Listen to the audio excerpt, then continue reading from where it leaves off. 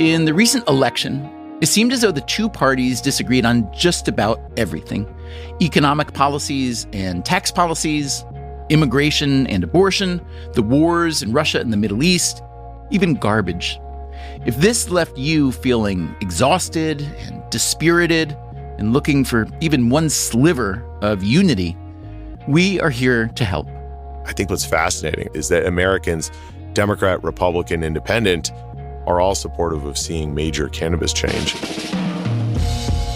And why does everyone support major cannabis change? You know, cannabis is quite popular. It's polling at 64%. Politicians typically don't take strong positions on things that are so popular. The popularity of cannabis these days is significant in terms of public support for legalization, in terms of the number of daily users. Cannabis is even popular among some public health officials who see it as a way to reduce the harms of alcohol. But as we've been exploring in this series, there are a lot of problems. The cannabis economy is a mess. We are way behind with research into the drug's potential risks, especially the risks of the most concentrated forms of the drug. And there are inconsistencies and contradictions in how individual states have rolled out legalization. All these problems can be traced back to two central facts. Number one, cannabis is still illegal on the federal level. And number two, it is still listed under the Controlled Substances Act as a Schedule I drug, meaning it has no accepted medical use and it has a high potential for abuse and addiction. But according to the people we've been speaking with, both of these facts are going to change.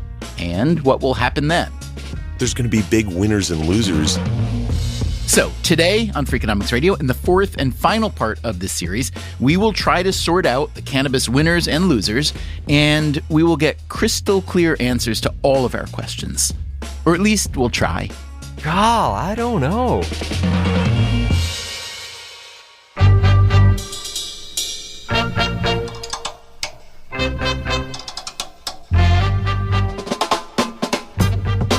This is Freakonomics Radio, the podcast that explores the hidden side of everything, with your host, Stephen Dubner.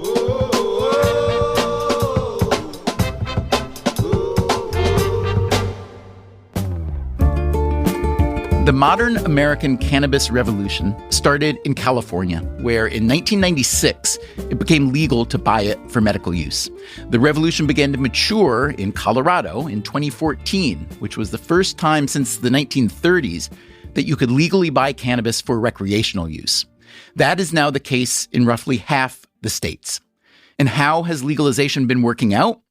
3 economists at the Federal Reserve Bank of Kansas City recently published a paper called Economic Benefits and Social Costs of Legalizing Recreational Marijuana.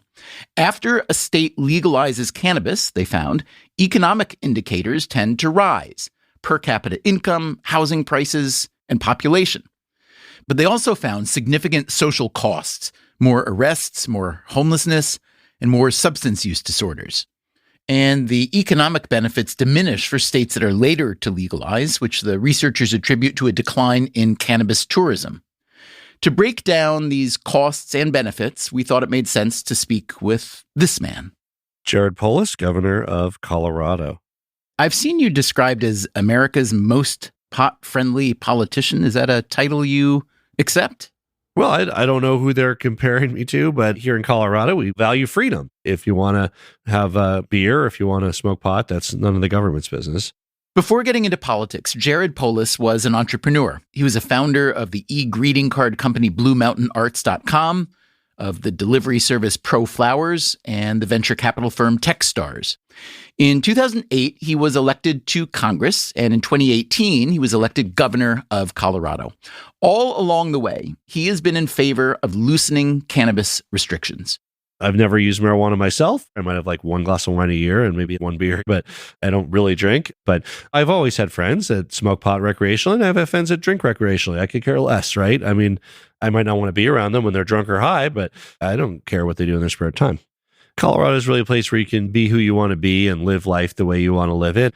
We're pioneers in legalizing cannabis, most recently psilocybin mushrooms. Voters voted to legalize. We're working on implementing that. Again, as long as it doesn't interfere with anybody else's business, as long as you're not bothering your neighbor, it shouldn't be any of the government's business to tell you how to live your life. So you've had legal recreational marijuana sales in Colorado for 10 years now. Legislation passed a couple years before that. Could you just summarize it for me, the surprises, the disappointments, the positive effects and negative effects? There's been over $16 billion in revenue. That's revenue that would have gone to drug dealers, criminal enterprises, the underground market if we weren't doing it illegally. Because it's not like in states where it's illegal, people aren't buying it. They are. They're just buying it from criminals. So $16 billion that went to legitimate business people rather than criminals. And about $2.6 billion in state tax revenue, funded everything from college scholarships for kids in Pueblo to a great new youth recreation center in Aurora, all kinds of great projects, ongoing funding for capital construction. And then, of course, the 31,000 people who work in the industry, whether it's retail, whether it's growing. It's been good for safety for people who enjoy recreational marijuana, right? Especially with the dangers of fentanyl and other drugs, well-regulated supply chain, just like there is for alcohol or food. You don't have to worry about if you're buying it through official channels, bad or tainted marijuana. I understand that your marijuana industry in Colorado has softened a bit the past few years. In 2020, the market was a little over $2 billion, but sales are down to about $1.5 billion. There have been some layoffs, some closures, some downsizing, and that means less tax revenues for the state as well. Down 30%, I've read, from a couple years early. Can you talk to me about that? What's going on with the market there? From the early days, I always said, as a American, I hope that every state legalizes marijuana. As a Coloradan, I hope that we are the only state that does. So we were more unique for a long time, absolutely. So people would come from New Mexico, where it's now legal, our neighboring states, they'd fly from other places. That tourism and visitor piece, we're not as novel anymore. And while it's good for the country, that's, of course, going to cut into Colorado's business. The other thing is they overbuilt the capacity a little bit, and now there's a normalization to meet the demand. Considering that your tax revenues from marijuana have fallen the past couple of years, are you doing anything about that? Are you trying to induce demand, perhaps, in your state? No. I mean, of course not. People are spending their money on something else, and maybe that's a net benefit from a public health perspective. I hope it's not alcohol. I hope it's sporting events or restaurants or concerts. I mean, it's a free market. It's an economy. For some people, marijuana may be replacing alcohol. For some people, it's new. Some people are concerned that marijuana is a gateway drug to others, including to alcohol, actually, is one concern we've heard. So how do you think about the public health impact generally? We don't show any demonstrable negative public health impact. One of the things we watch is underage usage. There's dangers in cannabis to developing brains, 14, 15, 16, 17-year-olds. Underage use has gone down since legalization. It's gone down nationally, but it's also gone down here in Colorado. And I think part of the reason is it is harder to buy cannabis in the illegal underground market, meaning if you're 15 years old, it's harder to get today in Colorado than it was 15 years ago. Because guess what? Your corner drug dealer is not carding you. A dispensary is. Of course, it didn't drive every corner marijuana dealer out of business, but there's way less. So it's much harder for a kid to get marijuana in Colorado. That's a good thing. The way most people use marijuana, it's far less negative to public health than smoking cigarettes or alcohol. I mean, most people might just smoke a joint a week or whatever it is. It's not like something they drink every day that ruins their liver, or they smoke a pack a day and it ruins their lungs. I mean, if you're using marijuana at that level, that's a problem user, right? If you're using it every day all the time, you're probably not able to function very well. Most people just use it periodically, and there's very little health impact to that. But the most recent data tell a different story about cannabis use. We heard about this in part 1 of our series. If we do a pie chart of who's using cannabis, it's absolutely dominated by daily and near daily users. That's John Calkins. He is a drug policy researcher at Carnegie Mellon University. For many years, Calkins has been tracking survey data that asks people about daily or near daily use of cannabis and alcohol. Back in 1992, there were 10 times as many Americans who self-reported daily or near-daily drinking as daily or near-daily cannabis use. But after the 2022 survey data became available, that was the first year in which the cannabis line crossed the alcohol line. So if more people are using cannabis more routinely than Colorado Governor Jared Polis says, how about his claim that there is very little health impact? Here's how Calkins sees it. Of those daily and near daily users, about half report some evidence of having a substance use disorder. I went back to Governor Polis to get his thoughts on the main theme of our series. Alcohol has been around for a long time, used by billions of people for all kinds of reasons, but also the evidence is clear that there are big societal costs to alcohol use. Cannabis has also been around a long time, but for the past century in the US at least, it's been illegal and now a partial reversal, maybe heading toward a total reversal. So the thesis of this series we're working on, we're calling it the cannabis replacement theory, that if you could swap out cannabis for alcohol whenever possible, if it could satisfy the desires that alcohol is satisfying, that societally it would be a big gain. Now, of course, I'm not saying we're going to actually do that or we have the power to do that, but what do you think of that idea? It's obvious. Like, yes, of course. I mean, first of all, marijuana is not chemically addictive. Alcohol is. So is nicotine. Secondly, alcohol chronic use is very destructive to the body, and marijuana use is not healthy by any means, but not nearly as destructive to the body over time as alcohol is. Number 3, domestic violence and many other crimes are related to alcohol. You don't see that kind of correlation with marijuana. We know this anecdotally. I'd love to see more statistics about this, but basically you're going to, eat corn chips in your basement and watch a movie when you're on marijuana. You're not going to go on a spree throwing rocks into windows. Everything you take can, obviously have a negative health impact, especially if you use it in excess. But I think your thesis is very sound in general. And I'm not for banning alcohol, to be clear. I think that's a choice people make too, and they're entitled to do that. But if suddenly you flip the two and marijuana was the more popular and alcohol was less popular, I think there would be a net societal benefit to that. I hate to keep picking on Governor Polis's assessments. He's plainly thought deeply about the issue, but many public health researchers say that cannabis can be addictive, although some people do make a distinction between chemical addiction, which may not apply to cannabis, and psychological addiction, which may. So one reason I was really excited to speak with you, Governor Polis, is because I see that while you were in Congress, you introduced a couple bills, including the Regulate Marijuana Like Alcohol Act. This was 2017. Can you just walk me through the planks of that, what you were hoping to accomplish? And I know it didn't get through, but I'm curious to know how much of that has happened on its own. Well, sure. I'm not arguing that marijuana should not be a controlled substance. It should be. 12-year-olds shouldn't be able to get it. It should be regulated to make sure it's safe and not tainted. So the way that we do that federally, we have the Bureau of Alcohol, Tobacco, and Firearms. So I said we should rename that the Bureau of Alcohol, Tobacco, Firearms, and Cannabis. And it should basically have that similar kind of regulatory authority federally that they have over things like alcohol, over something like marijuana. This act would have regulated marijuana like alcohol by inserting it into the section of the U.S. Code that governs intoxicating liquors. What would that entail? Just as with alcohol, we have a age limit. It's sort of nominally up to the states, but of course the federal government withholds highway funds if you don't make it at least 21. And I think there'd be a similar age for recreational marijuana, probably some allowance for medicinal under the supervision of a physician for younger. But in terms of recreational, I would be on board with the same age as alcohol. Now, another of your objectives was to remove marijuana as a Schedule I drug. That is happening, yes? It's close. It's getting close. It's not full legalization, but it's a good step. I'm for it. I've rounded up a number of governors that have specifically asked for this, both sides, Republicans and Democrats, and we're hoping that that will occur in the final days here of the Biden administration, and it's getting very, very close. That timeline no longer seems likely. The Drug Enforcement Agency had planned a public hearing for early December to address the rescheduling of cannabis, but the key judge just delayed the hearing until at least early 2025. You can see why it might make sense to push this decision until the start of a new presidential administration. That said, President-elect Donald Trump has expressed support for the rescheduling of cannabis and easing restrictions at the federal level. Here, for instance, is what he posted in September. We will continue to focus on research to unlock the medical uses of marijuana to a Schedule III drug and work with Congress to pass common sense laws, including safe banking for state-authorized companies. So, coming up after the break, what would these legal changes mean for the cannabis economy?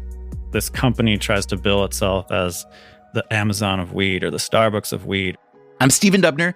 This is Freakonomics Radio. We will be right back.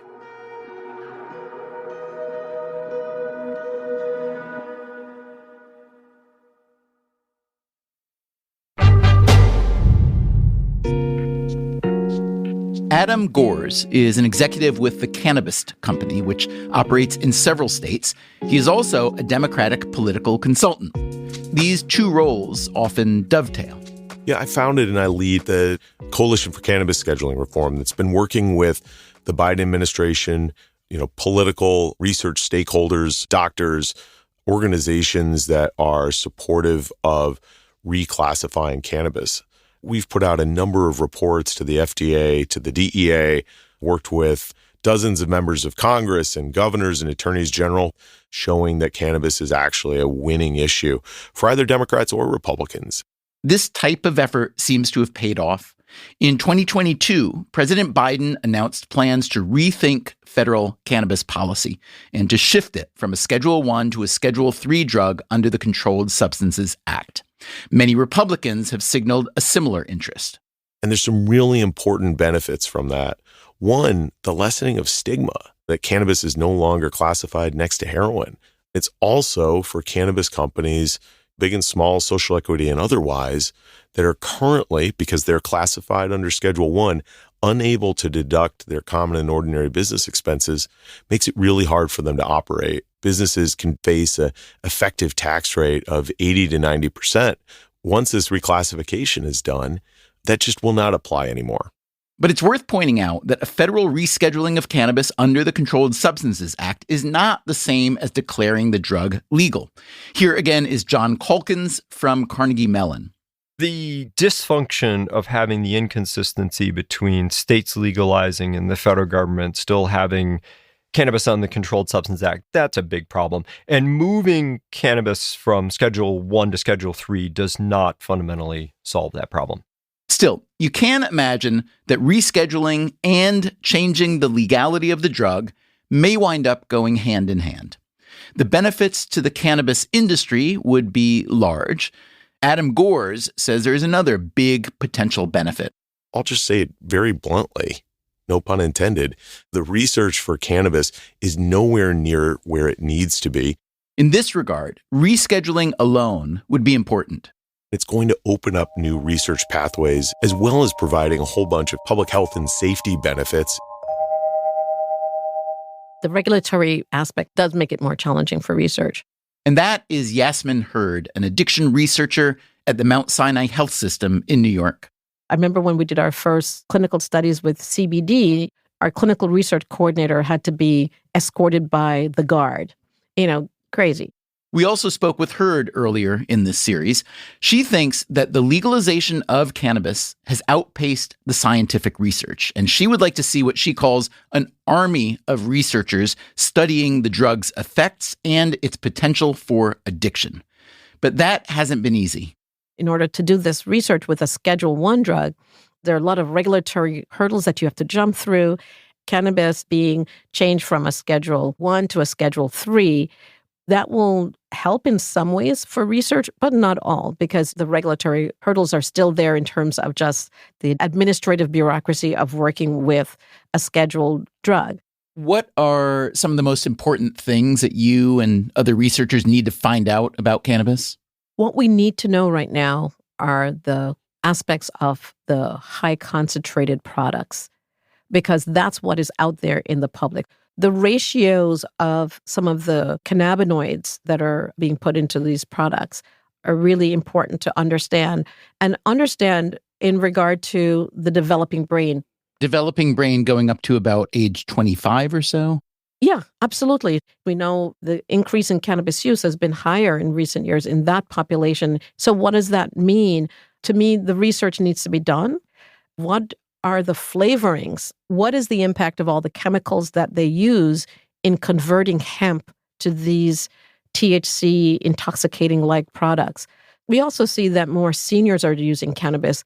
So that's another age group to really understand the impact on whether or not it may indeed improve cognitive function in that age group, while we see the opposite in early development, but also what may be the negative health impact. So that was a really interesting list. One thing you didn't mention there was addiction. So for me, the high dose, I include addiction in that. We know that for every addictive substance, the higher the concentration of that particular chemical, the greater the addiction risk. the NIH, they're trying to really support more research on cannabis. But when we have so many people playing, chemists, it is very, very difficult. And to ask scientists to figure out what percentage of THC, percent to CBD, and to other terpenes may be beneficial as medicine or may cause harm, that does take a huge army. So the benefits from rescheduling alone, the research benefits, would be substantial. And after that, I think that reclassifying cannabis is a really pragmatic first step in the path to legalization. that's Adam Gores again. When legalization happens, a whole lot of constituents are going to have a lot to say about it. Traditional alcohol and tobacco companies are very anxious to get into this marketplace. Thus far, we've seen very little entry from alcohol and tobacco companies into it. And in the process, we've seen a growth of these broad cannabis market ecosystems with hundreds and hundreds of businesses operating in sometimes small states. That's in contrast to the large amounts of consolidation that happen in the alcohol and tobacco space. So I think as public policy leaders are making a choice eventually in how they legalize, that's going to be one. A lot of politicians talk about growing economy from the bottom up and the middle out. And then I think there's a large movement in this of, maybe tobacco shouldn't be involved in the cannabis industry. Cannabis is a health and wellness measure. Physicians and researchers are involved in this as promising treatment for Americans that are suffering, in many cases, debilitating life conditions. And for a lot, that's inconsistent with having tobacco be involved in the industry going forward. So I think that's going to be a very interesting piece to watch, is how and if they're able to enter the marketplace eventually. When federal legalization comes, because it's not an if, it's a when, it's going to be its own new transformational moment, but there's going to be big winners and losers in that transition, just like there have been winners and losers in this state-by-state siloed marketplace that exists now. Coming up after the break, not everyone wants to break down those silos. I like the idea of spreading the benefits of legalization as widely as we can. I'm Stephen Dubner. This is Freakonomics Radio. We'll be right back.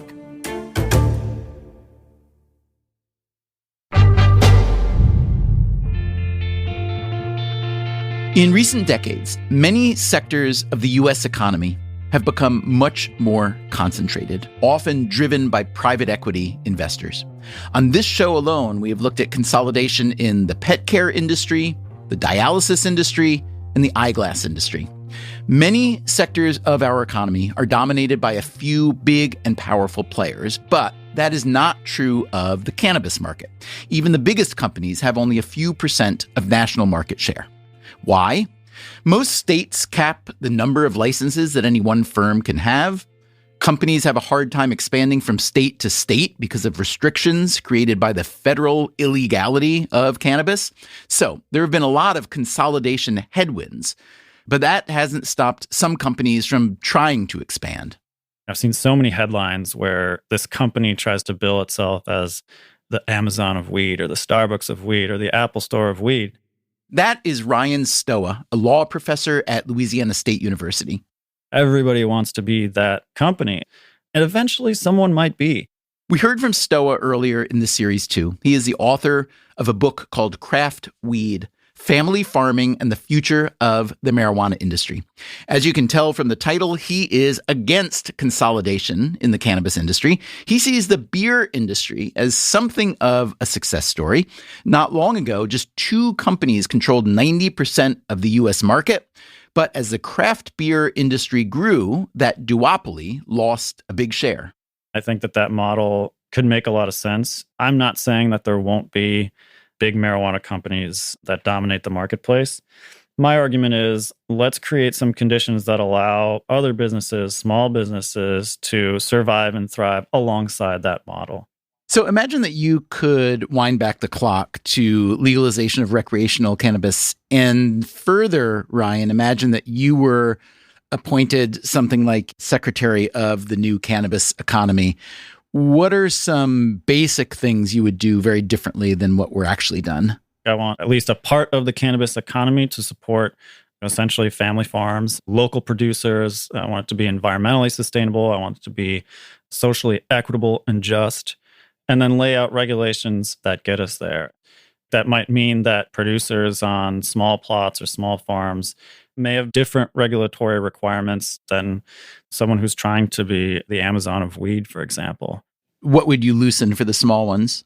I think initially what we saw in California in 2016 when they legalized, for example, certain acreage limitations.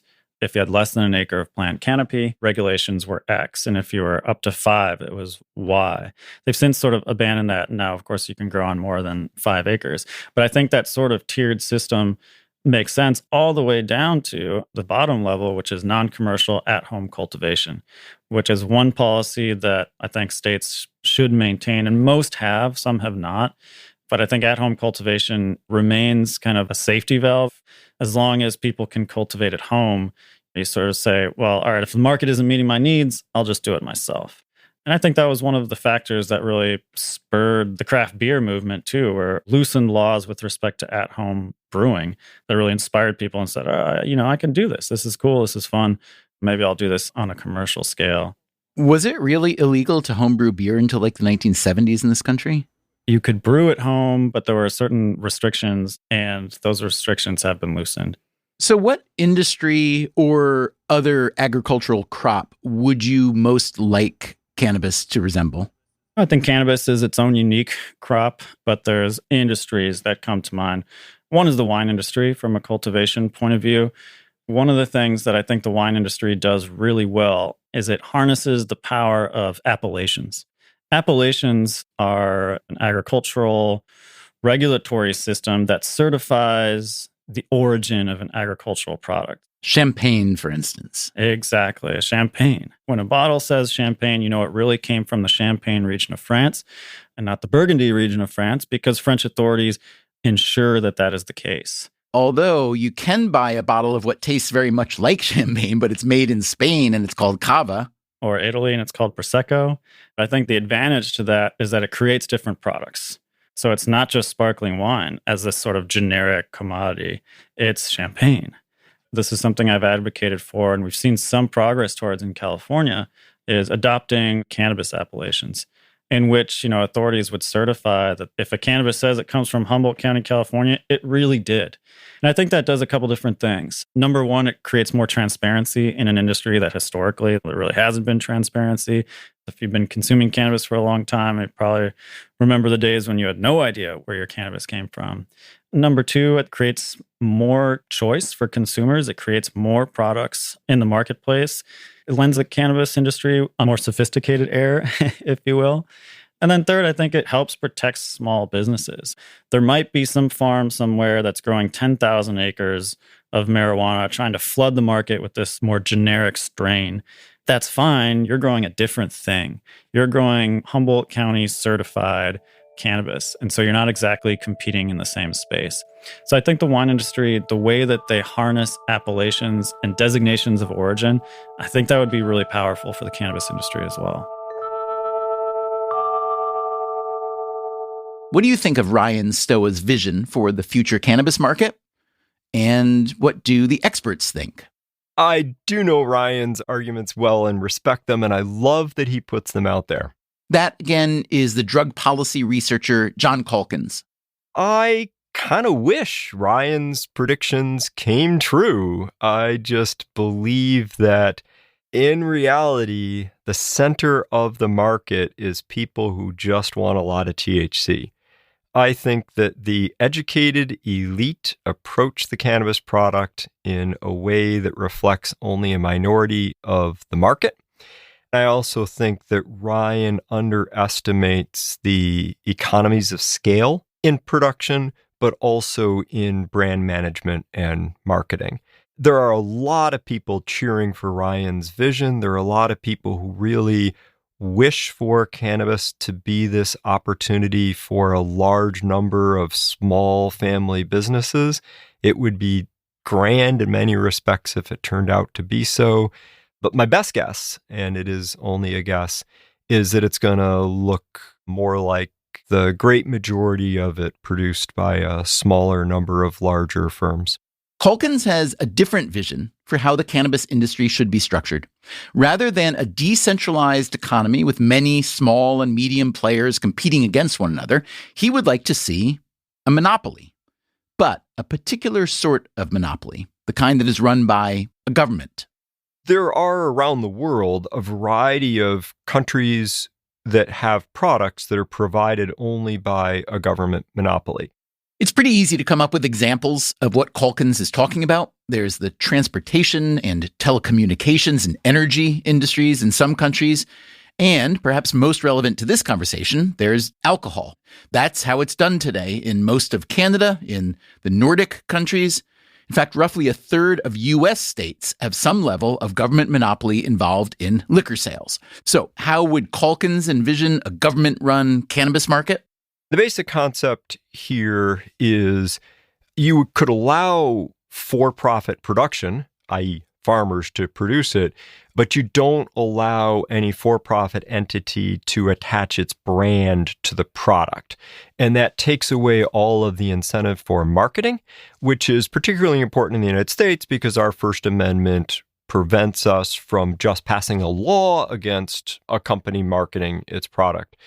One of the other big advantages is the price that consumers are willing to pay is much, much higher than the production cost. In that sense, cannabis is like bottled water. But if the government had a monopoly on the selling, then the public could much more easily capture that big gap between the value to the consumer and the production cost. And I absolutely support a nonprofit model over a for-profit commercial model. The fundamental reason is because I do believe cannabis is a temptation good, that there is some proportion of people who will end up using at levels that they subsequently regret. So I would like the suppliers of that good to have as their mission displacing the illegal market, providing a quality product, but not pushing people to use more. A commercial for-profit industry has as its mission maximizing consumption, and in fact, even pioneering new markets and modalities of use, the way that the tobacco industry in 1920 said, hey, we've got men smoking, but not women. Let's change that. If you had to make an over-under bet on the year of national legalization, what would it be? God, I don't know. One of my favorite quotes was a colleague I respect saying it was going to happen in the second Hillary Clinton administration. That just goes to underscore it's dangerous to make predictions. I'm going to try to duck that one. It seems that in the cannabis industry, because it's been legalized by states and because there is not typically interstate transportation or sales or whatnot, that the current situation is acting as a sort of unintentional brake on the for-profit industry becoming bigger and more powerful and more leveraged. You are 100% correct, and you're correct in even more ways than you realize. So absolutely, this dysfunctional state-by-state system has been a brake and slowed the spread. The key scale economy beyond production is scale economy in marketing and brand management. And there are many opportunities for marketing that are foreclosed at present because the First Amendment commercial free speech protections do not apply to something that is illegal under federal law. As soon as cannabis is truly legalized at the federal level, the marketing restrictions of the states become unconstitutional. So I absolutely think that even though there's consolidation happening in the industry today, that process of consolidation and larger companies emerging will be greatly accelerated with national legalization, in part because at present, the alcohol and tobacco companies are sitting on the sidelines. The alcohol and tobacco companies have invested in Canadian companies because that's legal, but they're not yet investing in U.S. cannabis companies. It's not that hard to grow cannabis. So post-national legalization, the secret sauce that's going to allow some company to emerge as the best is marketing skill. And I think after national legalization, you'll see marketing-savvy entities being the winners in the cannabis space. What do you see as the significant intersections of an increasingly large legal cannabis market and the pharmaceutical industry. My lay brain thinks, well, there's a lot of anti-anxiety drugs and antidepressants sold. There are a lot of pain drugs being sold by these really big firms with big R&D, with big marketing, and they're obviously a very regulated industry. How do you see cannabis intersecting with that industry? My best guess is that, at least in the short and medium terms, the FDA-approved true pharmaceutical applications of cannabinoids will be modest. I do say that with a fair amount of uncertainty. The largest market might be in pain management because opioids are so horrible. It's tricky to get anything through trials. It's tricky to figure out exactly what you would patent. The last point that I'll make here is some people imagine that, we would have instantly found 1 million wonderful health applications of cannabis if only it weren't for this stupid U.S. federal law. But the U.S. federal law does not hamper research in Germany or France or Israel or anywhere else. If there were these fantastic medicines just waiting to be picked up, that would have happened in other countries too. What other countries do you look to as a model for U.S. cannabis policy, and how close or far is the U.S. from that now? U.S. cannabis policy at present is a dysfunctional basket case. Canada has a cannabis legalization regime, which is a coherent, well thought out approach that's broadly modeled on alcohol, but is more public health oriented.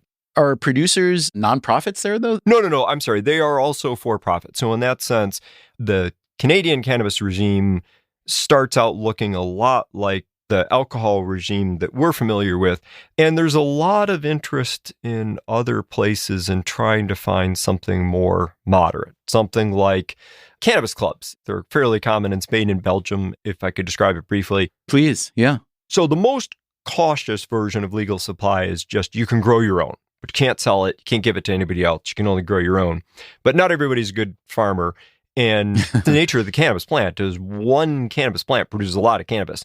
So another approach is you allow some modest number, 20, 30 people, to pool their own growing privileges and to say, hey, Sam, you actually are good with plants, so we'll let you grow for all 20 or 30 of us.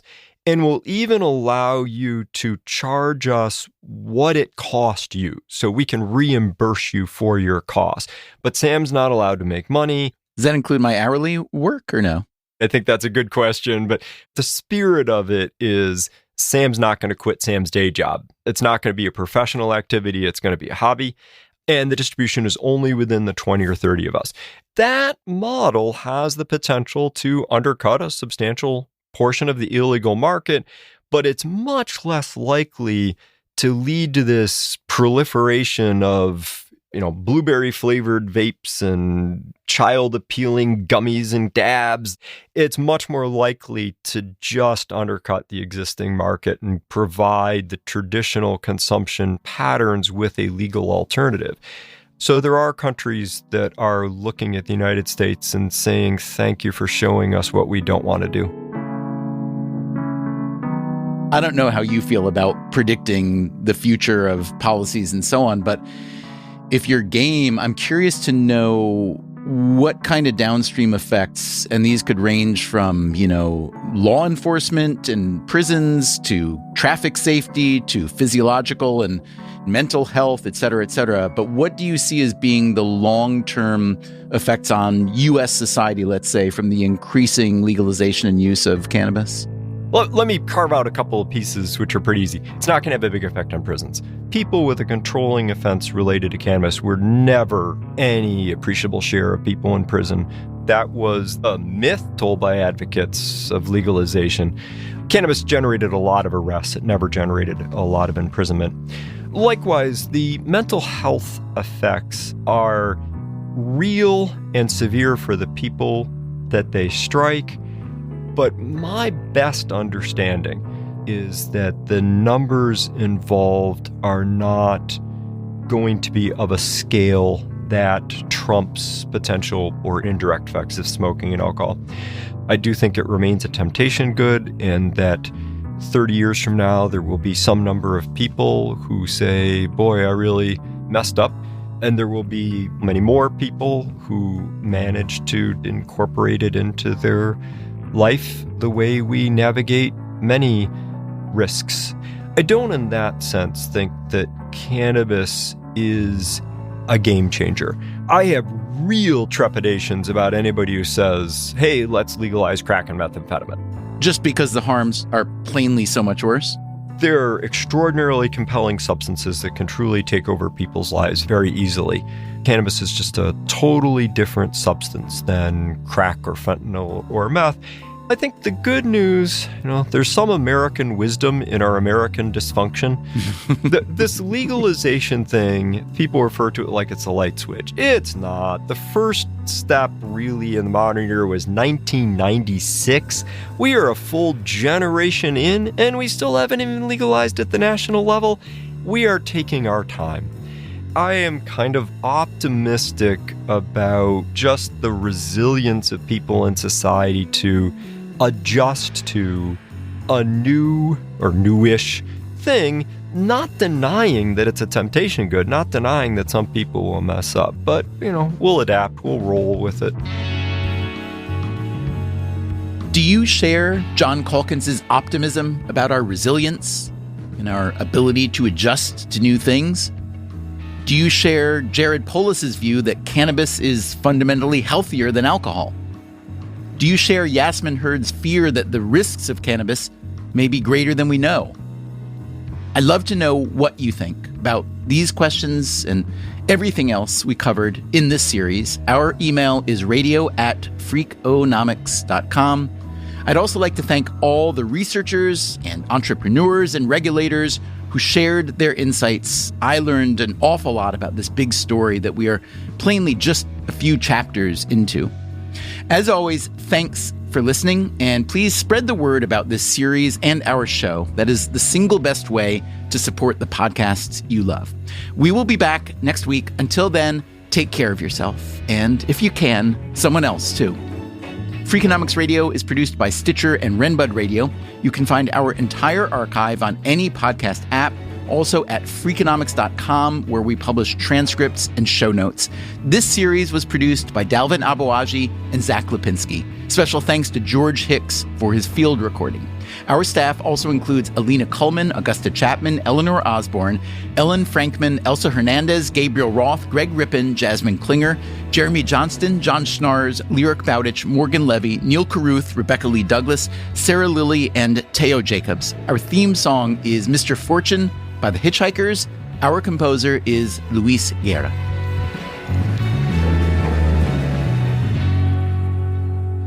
Thank you so much for joining. I know you've got a busy, I guess you're busy, right? You're a governor? Oh, you know how it is. State Fair is on. We're excited.